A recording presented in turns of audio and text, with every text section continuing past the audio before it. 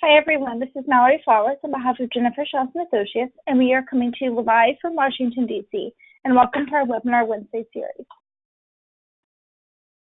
Our webinars are held every Wednesday in 2018 at 12 p.m. and 12:30 p.m. Eastern Time, and our speakers range from accountants to attorneys and other industry professionals. The full schedule for the rest of the year is on our website underneath the webinar tab. In the interest of time, we do not take questions, and our speakers' contact info is posted on the last slide. So if you have any questions, please contact the speaker directly. The recordings are on our website underneath the Archive Webinar tab, as well as on our YouTube channel. All right, this is just a quick blurb about us. Jennifer Shelton Associates is based in downtown Washington, D.C., and we help both product and service companies with federal contracting. Our clients are domestic and foreign, defense contractors and civilians, and our services range from market analysis reports to contract vehicles, including the GSA schedule. We can also help you with proposal writing and post-award contract administration. More information about our services and upcoming events can be found on our website. And these are a few of our upcoming events that, like I said, you can learn more about on our website, or you can also click on the links below. All right, so we're going to go ahead and dig into today's presentation, which is the Small to Large Challenge in GovCon. And Heather-Newlin is our speaker today. Thank you, Heather, for joining us, and I'm going to go ahead and hand it over to you. Thank you, Mallory, for inviting me to speak today. I'm thrilled to be here to share this content with your audience and look forward to the questions that will come afterwards. So I've spent 20 plus years of my career in government contracting and technology, mostly at large systems integrators. And as a general manager, I led portfolios of up to $150 million in annual sales and teams across the Fed civil market, defense, and intelligence. I currently serve as the GovCon chair for the Newport Board Group, where I focus on working with small business owners to prepare for graduation. Frequently, this also means preparing for sale and establishing advisory boards. After starting a GovCon business, preparing for small business graduation is the next most important milestone in the growth of a GovCon business. The changes to both the business model and the market are risky enough that failing to navigate can place a business in significant jeopardy. Today, we will only skim the surface of this broad topic, but I'll provide additional resources throughout the webinar. As businesses grow, they reach the point where they are too big to be considered small, yet too small to be thought of as big. This stage of growth is particularly challenging one where 90% of businesses trying to make the leap don't succeed. Hence, a conscious decision to either grow big or stay small needs to be made and planned carefully. In government contracting, this inflection point occurs as a business is either graduating from its small business status when 8A graduation occurs or when revenues exceed the NAICS code. Beginning with the end in mind is critical to navigating through this period. While growth is something all businesses focus on, not all businesses have an objective to become big. Let's set the context for this webinar by first identifying what we are not talking about. Many government contracting businesses are considered lifestyle businesses, diligently serving their customers' mission with the intention of remaining small. Owners sometimes strategically manage revenues to remain below the NAICS codes. These businesses preparing to scale is not a top priority as their value proposition is central to them focusing on a niche and remaining small. When they graduate from their 8A protected status, the business may continue on under other small business programs such as the women-owned, minority-owned, or veteran-owned programs, or the business may come to an end. This type of business can be lucrative to its owner through annual cash compensation. While the majority of small GovCon businesses belong to this category, this webinar is not targeted to these businesses. Next slide, please. A subset of government contracting businesses want to exit small business status with the intention of being acquired or continue to grow and compete in the middle market. Businesses with this strategic objective must behave differently from lifestyle businesses. In particular, significant thought needs to be placed on how they will survive the period between small and large, growth without the protection of small business status, and with less resources than their larger competitors. Doug Tatum, the founder of Newport Board Group, refers to this transition as no man's land, where emerging growth companies go to fail. It's a scary but appropriate metaphor we'll use in this webinar. While Tatum refers to this period roughly as the time when a business has more than 20 but less than 100 employees, the metric is slightly different in government contracting, where revenues rather than employees is usually the driver. A GovCon business is no longer small based upon the applicable NICS code, typically around 27.5 million in annual revenue, depending on the products and services being delivered. Arriving at the other side of no man's land begins when revenues exceed 50 million per year and is generally considered complete when revenues reach 100 million per year. For any business attempting to cross no man's land, what got it to the border is not going to get it to the other side. Borrowing from Scott Eblin's leadership book by the same name, we refer to this process as taking your business to the next level. In the remainder of this webinar, we'll contrast lifestyle businesses, defined as businesses strategically staying small, and potential acquisitions, defined as companies planning to graduate from set-aside contracts to compete in the full and open market. Note, we're speaking in generalities and recognize there are exceptions to every case. While some companies' strategy is to grow and compete in the middle market without being acquired, we'll generalize all companies that graduate as potential acquisitions. Next slide, please. From an owner's perspective, there is significant difference in the financial returns between the lifestyle businesses and the potential wealth created from selling one's company. In particular, lifestyle businesses convey profits to the owner annually while making limited investments back into the business. The owner benefits from real returns on their work every year. Note, these businesses are not well positioned for acquisition. On the other hand, potential acquisitions are seeking long-term returns when the business is acquired. Doing the work to build sustained long-term value in the business will shift the earnings multiplier from 2 to 3x to double that or higher. For example, a business with 100 million in annual revenue earning 8% margin or 8 million EBITDA, the realized value of the business upon sale could move from $16 to $18 million into the range of 48 to 68 or greater. This case shows the meaningful increase in value creation achieved when a business successfully crosses no man's land. Will this example focus on the difference in the EBITDA multiplier for a single revenue threshold? The reality is larger businesses command larger multipliers, compounding the impact of growth. Both the EBITDA and the multiplier increase, making growth the real difference between a minor and significant payout at sale. Next slide, please. Here are 4 steps you can take to successfully prepare for the small to large transition challenge in government contracting. First, plan for the exit early. Second, demonstrate the ability to acquire new customers. Next, leverage professional management. Finally, implement leadership best practices. Next slide, please. Step 1, plan for the exit early. Developing the skills necessary to become a potential acquisition starts years before small business graduation. Ideally, the owner establishes their business with the intention to remain small or to prepare for acquisition and proceeds to align their actions with that end in mind. Investment banks frequently want to have an initial conversation about selling 3 years prior to going into the market. However, some advocate for initial meetings as early as 5 years before the sale. Getting insights early from M&A experts to ensure you are making the appropriate investments, pursuing growth that will maximize value, and aligning your financial expectations with the market realities. Next slide, please. Step 2, demonstrate the ability to acquire new customers. Government contracting businesses often start with a founder focused on a particular mission and/or agency. Lifestyle businesses typically remain concentrated on the initial narrowly defined customer set, while businesses with aspirations of competing in the middle market and growing beyond 50 million will need to demonstrate the ability to move into adjacent customer spaces. The move to a new customer is one of the key areas where businesses struggle because what enabled their success with one customer may not transfer to the new customer. In particular, small business success is often built upon the founder's existing relationships within the customer community, frequently where years of trust was established prior to the business being formed. In addition, winning business with a new customer requires past performance to demonstrate the organization's capability while forming these new relationships. Although establishing and maintaining these personal relationships remains critical as the business enters new agencies, at the macro level, the trust extends beyond mere relationships, is now more reliant on contract execution and mission success.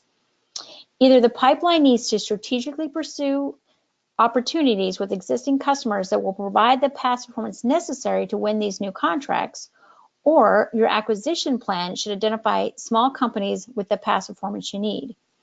As you're deciding which agencies to expand your business into, researching the past performance requirements is important to ensure you are bidding and executing in a manner that will enable growth with the selected new agency.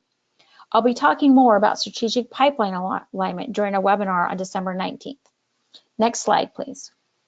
Step 3, leverage professional management.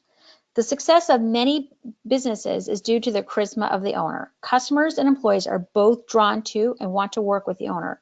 However, to prepare for acquisition, the business needs to be able to shift its growth and execution without the founder. To successfully make the shift, professional management needs to be brought into the organization. This change can be emotionally difficult because the business culture must shift from loyalty-based to performance-based leadership. A good analogy is to think of moving from a family and friends environment to a sports team's ethos. In a family, you love and encourage every member, regardless of the ability, and being a member of the family isn't dependent upon any accomplishments.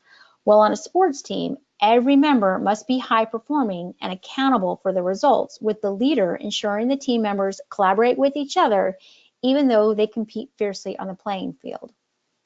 As an owner graduates, building the team to take the business to the next level is critical to successfully crossing no man's land. Near-term and strategic succession planning needs to start years before a change is expected. At this stage, an owner may hire a trusted leader in a deputy role to create the structures and processes the business will need in the future. Think Sheryl Sandberg to Mark Zuckerberg at Facebook. Alternatively, an owner may hire a president or COO with the intention of this person becoming the CEO after they build credibility within the organization. This enables the owner to step away from the day-to-day operations of the business prior to being acquired. Think Roy Capani, the founder of ECS Federal, hiring George Wilson first as Executive Vice President, then moving George rapidly into the role of President and later into CEO before selling the company earlier this year. Each of these cases is an example of transitioning to professional management, bringing individuals onto the senior leadership team with the demonstrated ability to take businesses to the next level. An added benefit of hiring professional management is the credibility it builds in the organization to survive after being acquired. As the value proposition will have already shifted from the owner to the business's core capabilities and leadership team. Specifically, the buyer gains past performance on how the team will perform after the owner exits the business. Next slide, please. Step 4, implement leadership best practices. When growing through no man's land and transitioning into professional management, owners should emphasize the following. First, prioritization. Identifying the top 3 to 5 priorities the organization absolutely must accomplish, which means letting non-priority urgent items linger, aka Stephen Covey's third habit, put first things first, the lesson of important versus urgent. I like to encourage people to let non-important items smolder, allowing the fire to burn out on its own without action, or in reality, without becoming a distraction. Also, be aware of an increase in urgent fires during periods of change. When people don't agree with, understand, or are unable to accomplish the priorities, they may resort to becoming arsonist. Next, accountability. Creating the metrics and the dashboards to hold the team accountable to the agreed upon objectives. Ensuring progress is being made at the predetermined pace.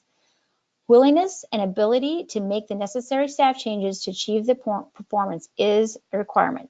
Note, 86% of CEOs believe they hold their teams accountable, while only 20% of leadership teams agree. Because this is such a significant data point, I'll say it again. 86% of CEOs believe they hold their teams accountable, while only 20% of leadership teams agree. Said another way, 4 out of 5 executive leaders do not believe they're being held accountable. Finally, alignment. Communicating effectively as a leader has been shown to increase productivity by 20%. Validating the priorities are well understood is essential. While leaders may feel they do nothing but communicate the vision and priorities, individual staff members only hear the message occasionally and often have difficulty integrating the leader's message with their day-to-day chaos. A simple exercise is to test alignment is for the owner and the leadership team to each write the top 3 to 5 priorities on an index card and compare answers. Taking Newport Board Group's benchmark button survey is also a great tool to identify areas of misalignment between the CEO and the leadership team. The data from Newport's thousands of clients shows that 92% of CEOs believe their teams are well aligned, while only 2% of leaders are able to correctly identify the organization's top priorities. Yes, you heard that correctly. Only 1 out of 50 executive leaders can correctly identify the same top priorities as the CEO. When these 3 leadership best practices are implemented together, a culture where the team aligns with each other enough to hold peers accountable for results and achieve the priorities is created. Next slide, please. This webinar has focused on the behavior and cultural necessary for a GovCon small business to successfully cross no man's land, to become a large business, and to be considered for acquisition or successfully compete in the full and open market. Here are the key takeaways. Make a conscious decision about the exit strategy. Create a plan to enter new customers and agencies. Determine when and how to move to professional management. Set clear priorities and stay focused on them. Implement processes to hold the team accountable to objectives. Ensure team alignment through clear communications.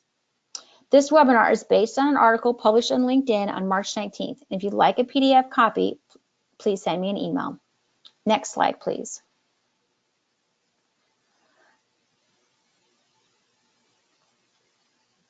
Scaling a business through small business graduation to successfully competing in the full and open contracts is a challenging feat. As a small business owner, you've accomplished many big challenges in the past. So what's the big deal this time? Navigating challenges may not be the biggest obstacle to successfully growing your business from protected status to the full and open market. The skills required to start a business are quite different from those needed to scale a business. Going back to the Facebook example, Mark Zuckerberg hired Sheryl Sandberg as CEO when Facebook needed to navigate their growth transition. Each leader brought very different but complementary skills to the process. Leveraging the know-how of professionals with experience makes the transition is a wise best practice. In particular, drawing upon the advice of your accountant, banker, and lawyer is an easy to implement initial advisory team. In the early stages of planning, hiring a CEO advisor who can partner with you through the transition can be an affordable way to keep you focused on incremental progress by creating accountability to an external party. As the business gets closer to graduation, expanding the leadership to include professionals within the large company experience also makes sense. When you begin pursuing big strategic objectives outside your team's area of expertise, creating an advisory board to supplement the paid staff skills becomes valuable. Next slide, please. If you are committed to making the transition and graduating from small business status, the Preparing for Small Business Graduation program Newport Board Group is conducting in partnership with the McLean Group and Hall & Knight could be a good opportunity for you to create your company's specific graduation strategy with me as the lead facilitator.